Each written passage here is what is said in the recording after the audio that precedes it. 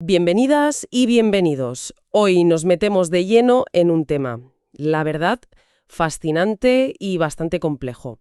¿Cómo está la protección de datos y la ciberseguridad en México en este 2025? Un tema candente, sin duda. Totalmente. Tenemos un montón de material sobre la mesa. Informes de riesgo, análisis legales de bufetes importantes, estudios de mercado.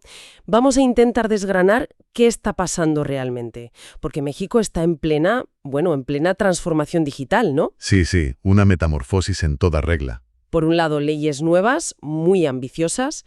Por otro, cambios en las instituciones que están generando debate. Mucho debate. Y a eso le sumamos un aumento brutal de las ciberamenazas y, claro, un sector tecnológico que no para de crecer. Un cóctel interesante. Complicado, sí. ¿Nuestro objetivo hoy? Pues entender los cambios principales, ver qué significan para empresas y para la gente normal y cómo encaja todo esto en el panorama de América Latina y a nivel global. Así que vamos al lío. Perfecto. Las fuentes que vamos a usar hoy son variadas. Análisis de riesgo de Echelon, alertas legales de firmas como Greenberg Traurig, Hogan Lovells, estudios de mercado laboral de Nucamp, guías de Legal 500 y también visiones críticas sobre privacidad de My Privacy Blog y Nexos Legal. Empecemos por el principio, por el contexto. Porque la situación de partida era intensa, ¿verdad? Bastante. México se había convertido en el blanco número 1 de los ciberdelincuentes en la región. Los datos son brutales. Un aumento del 78% en intentos de ciberataque solo en 2024. 31 millones. Una barbaridad. Y eso es más de la mitad de todos los ataques en América Latina, según Echelon. Una cifra enorme. Claro. Y esto afecta a todo. Sectores como gobierno, manufactura, comercio, salud, finanzas. Los más vulnerables, sí. El impacto es tremendo. No es solo la pasta, es que la confianza de la gente se va al traste y los costes para las empresas, pues, se disparan. Exacto. Y lo peor es que esto pasaba en un momento en que el país no tenía, digamos, un marco legal unificado para la ciberseguridad. No había una estrategia coordinada. O sea, la normativa estaba Fragmentada, llena de agujeros. Eso hacía muy difícil responder con eficacia, sobre todo para proteger infraestructuras críticas o datos muy sensibles. Sin un liderazgo claro, sin un plan, pues las defensas eran, la verdad, bastante flojas. Vale. Entonces, ante esa tormenta perfecta, como decíamos, llega una respuesta legislativa, fuerte además, la Ley de Ciberseguridad. Impulsada por el senador Colosio, sí.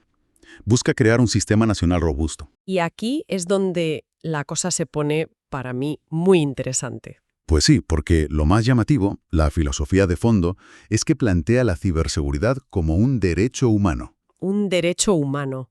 Explica eso un poco. No se trata solo de proteger cacharros, ordenadores o redes. Va más allá. Se trata de asegurar que derechos básicos como la privacidad, la libertad de expresión, el acceso a la información, la no discriminación, pues que se respeten también en el mundo digital. Entiendo. Llevar los derechos de siempre al online. Exacto.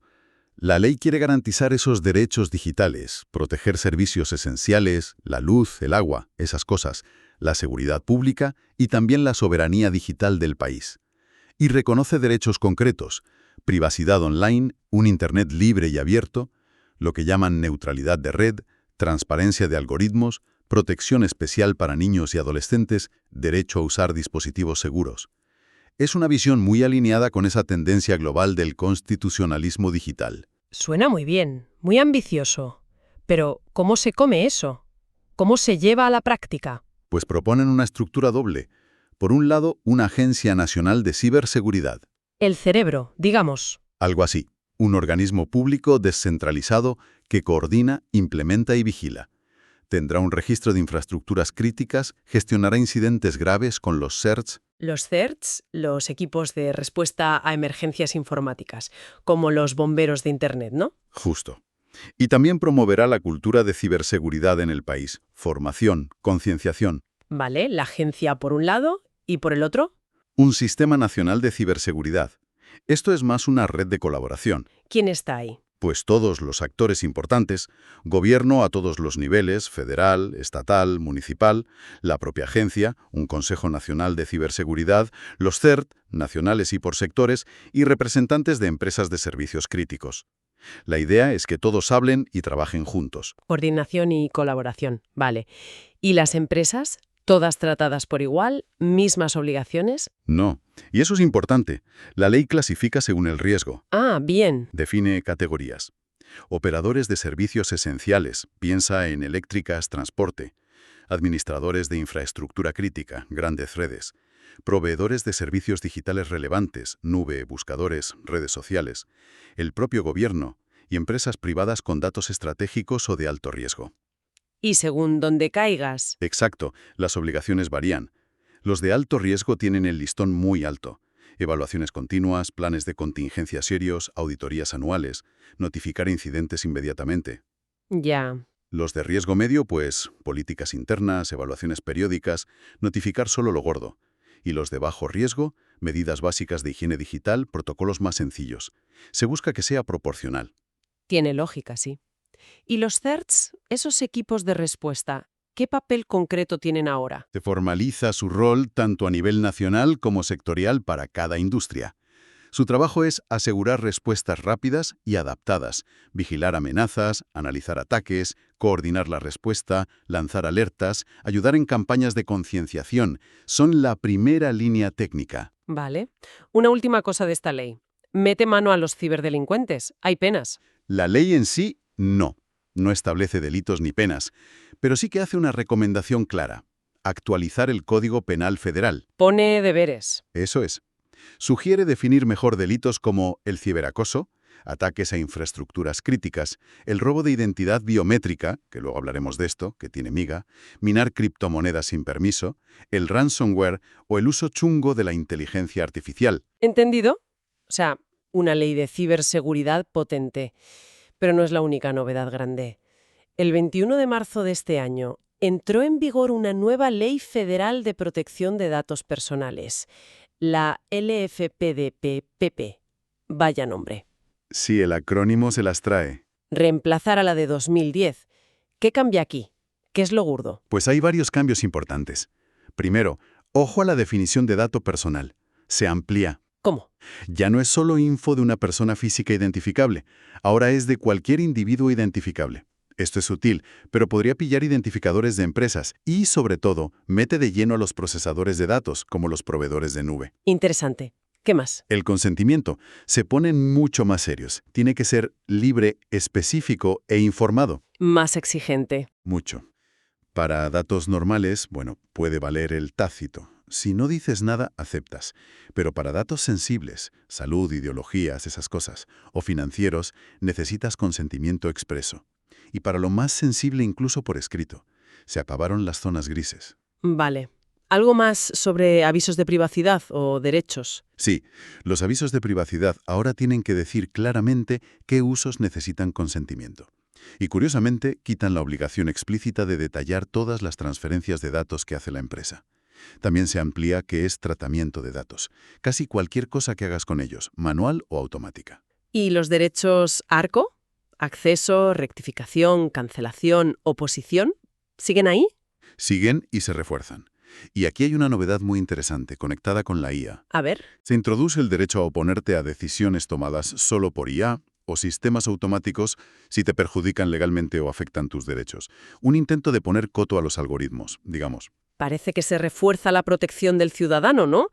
Pero, y aquí viene el lío, justo cuando se ponen más estrictas las leyes, ¡zas!, desaparece el INAI. Exacto. El gran giro de guión. El Instituto Autónomo que vigilaba la transparencia y la protección de datos. ¿Cómo se entiende esto? Pues esa es la gran pregunta, y lo que genera muchísima preocupación. Las funciones del INAI, las dos, transparencia y datos, se van a la Secretaría de la Función Pública, que ahora llaman Ministerio de Anticorrupción y Buen Gobierno. Que depende del gobierno directamente. Ahí está el quid de la cuestión. Pierde la autonomía. Y claro, la duda es, ¿puede un ministerio ser imparcial vigilando al propio gobierno? ¡Ja! Sobre todo en transparencia. Muchos analistas hablan de la paradoja del cumplimiento. Leyes más duras en el papel, pero un vigilante que podría tener las manos atadas por la política. Hay quien dice que es poner al lobo a cuidar las ovejas. ¿Y esto tiene impacto fuera de México? ¿Transferencias de datos, por ejemplo? Totalmente. La Unión Europea, por ejemplo, para considerar que un país tiene un nivel de protección adecuado, tipo GDPR, exige una autoridad de datos independiente. Claro. Si desaparece un INAI autónomo, la confianza en las garantías de México se resiente. Y eso complica mucho que las empresas puedan mover datos desde Europa, sobre todo después de las sentencias del caso Schrems II. Vaya lío. Leyes más duras, pero un árbitro que ya no es independiente. Y en medio de todo este fregado salta otro tema que ha levantado polvareda. La cédula única de identidad digital, la CUID. La CUID. Un DNI digital biométrico y obligatorio. Esto sí que es un cambio radical. Un cambio de paradigma total, sí, anunciado en julio, obliga a cada ciudadano a dar una cantidad brutal de datos biométricos. ¿Qué tipo de datos? Huellas de los 10 dedos, escáner de iris de los 2 ojos, mapa facial 3D, y se habla de añadir huella de voz y hasta ADN en el futuro. ¡Madre mía! Y no solo eso, integra muchísima información personal. Nombre, nacimiento, direcciones, familia, historial laboral, educativo, fiscal, de salud, electoral, antecedentes penales, todo metido en un código QR. ¿Y quién guarda esa barbaridad de datos? Una base de datos centralizada, controlada por el Registro Nacional de Población, RENAPO. Centralizada. Eso suena a riesgo. Ese es el gran pero. Los expertos en seguridad lo dicen claro. Es un riesgo catastrófico. Una sola brecha de seguridad y expones la identidad biométrica completa de todo el país. ¿Y lo biométrico no se puede cambiar? Como una contraseña. Exacto. Te lo roban una vez y adiós para siempre. La pregunta es seria. ¿La seguridad que prometen justifica crear un riesgo tan gigantesco? Supongo que el gobierno dará sus razones. Sí, claro. Hablan de luchar contra el crimen organizado, evitar el robo de identidad, agilizar trámites. Argumentos que suenan lógicos. Pero las críticas. Son feroces. Señalan ejemplos como el sistema Aadhaar en India. Dicen que no redujo el crimen, pero sí permitió vigilancia masiva, discriminación, exclusión. O sea, que el remedio podría ser peor que la enfermedad. Argumentan que la CUID invierte la presunción de inocencia. Todos somos sospechosos por defecto. Y crea ese riesgo constante de robo de identidad biométrica. Esa base de datos centralizada es el objetivo más goloso para cualquier hacker o estado extranjero. Además del riesgo de brecha, ¿qué más preocupa? La capacidad de seguimiento. ¿Dónde y cuándo escaneas el ID? Pueden trazar tus movimientos. Y la integración obligatoria con el sector privado. Bancos, telecos, hoteles, transportes, hospitales, colegios, empresas. O sea que cada paso que das genera un dato para el Estado. Prácticamente. Y preocupa especialmente cómo puede afectar a grupos vulnerables, comunidades indígenas, migrantes, disidentes, colectivo LGTBTQ+. Y luego están las dudas técnicas. ¿La encriptación será suficiente? Y los errores propios de los sistemas biométricos. Y parece que no se queda ahí. Hay planes de conectarlo con otros países. Sí, se habla de integrarlo con sistemas biométricos de Centroamérica y con los controles de frontera de Estados Unidos. ¿Redes de vigilancia internacionales? Podría ser. Incluso empresas internacionales tendrían acceso para verificar identidades. El alcance es potencialmente enorme. Es un tema con muchas aristas, la verdad. Con argumentos en ambos lados, pero unas implicaciones para la privacidad que dan vértigo. Y lo curioso es que, mientras todo esto se debate, cambiamos un poco de tercio. El sector tecnológico mexicano está en un momento dulce. Sí, parece una paradoja, ¿verdad? Pero mientras se discute todo esto, el negocio de la tecnología y la ciberseguridad en México está en pleno auge. Los números lo dicen. Se espera que el mercado de ciberseguridad llegue a casi 3.200 millones de dólares para 2028, creciendo un 8% al año, según Nucamp. Es un crecimiento muy potente. Y Ciudad de México ya es el gran hub tecnológico de América Latina. Más de 300.000 especialistas. El gobierno planea invertir 1.2 millones de dólares en ciberseguridad. Se espera que el empleo en el sector crezca un 15% este año. Claro, y ese crecimiento genera una demanda brutal de profesionales. ¿En qué áreas, sobre todo? Seguridad en la nube, respuesta a incidentes, protección del Internet de las cosas. Y ojo, los empleos en análisis de datos y automatización se espera que crezcan un 40% para 2025. Bancos y sanidad están tirando mucho del carro, contratando a tope. Y vemos a las grandes, ¿no? Microsoft, Accenture, Palo Alto Networks, expandiéndose, invirtiendo en formación aquí. Eventos como la Cumbre de Ciberseguridad de México 2025 los reflejan. Sin duda hay mucho movimiento, mucho dinamismo. Pero Siempre hay un pero. este crecimiento convive con desafíos importantes. La incertidumbre legal que comentábamos antes es uno gordo. Lógico. Otro es la falta de talento cualificado. Es crítica. Más de la mitad de las empresas mexicanas dicen que les cuesta horrores encontrar gente. Y además, la brecha de género es enorme. Solo un 25% de profesionales de ciberseguridad en el mundo son mujeres. Vaya. Y luego está la posición de México en los rankings de competitividad digital, que no es para tirar cohetes, la verdad. Puesto 56 de 64. O sea que hay oportunidades, pero también obstáculos serios. Exacto. Las oportunidades son claras. Seguridad con IA, colaborar más con universidades para formar gente, mejorar la seguridad de infraestructuras. Ahí se habla de invertir 44.000 millones de dólares, una barbaridad. Pero los retos, pues también están ahí. Bueno, hemos cubierto bastante terreno.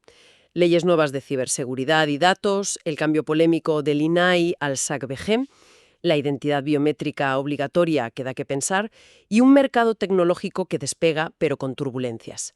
Si tuvieras que resumir, ¿qué significa todo esto en la práctica? Para las empresas, por ejemplo. Para las empresas que operan en México, significa que tienen que ponerse las pilas, pero ya. Toca hacer deberes. Muchos. Revisar a fondo avisos de privacidad, cómo piden el consentimiento, contratos con proveedores, entender bien las nuevas definiciones, qué es dato personal ahora, qué es tratamiento. Y muy importante, prepararse para explicar qué hacen si usan IA para tomar decisiones sobre personas. Y la incertidumbre del nuevo regulador. Exacto.